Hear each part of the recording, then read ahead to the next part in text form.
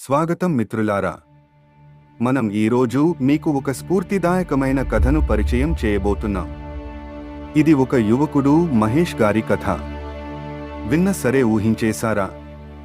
అయితే ఈ కథలో ఏముందో చూద్దాం. మహేష్ ఓ ఉన్నత కుటుంబానికి చెందిన యువకుడు.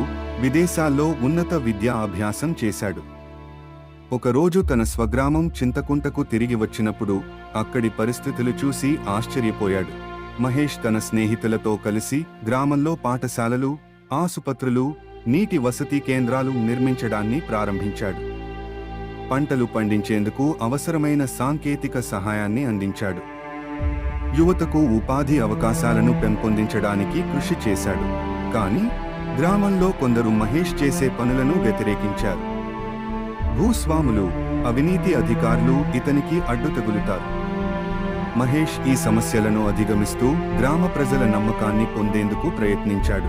మహేష్ తన గ్రామాన్ని అభివృద్ధి పరచాలని నిర్ణయించుకుంటాడు. గ్రామ ప్రజలతో చర్చించి వారికి అవసరమైన సదుపాయాలను అందించేందుకు తన సంపదను వినియోగించాలని నిర్ణయించుకున్నాడు.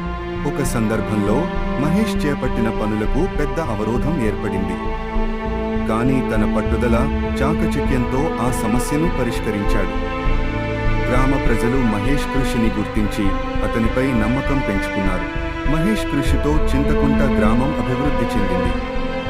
గ్రామ ప్రజలు మహేష్ని తమ శ్రీమంతుడు, ఆ గ్రామానికి దేవుడిగా భావించారు.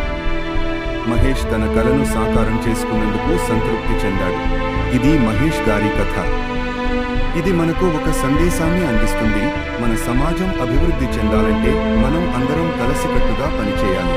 ఈ కథ మీకు నచ్చితే దయచేసి లైక్ చేయండి, షేర్ చేయండి మరియు మా ఛానల్ను సబ్స్క్రైబ్ చేయండి. మళ్ళీ కలుద్దాం మరొక స్ఫూర్తిదాయక కథతో. ధన్యవాదాలు.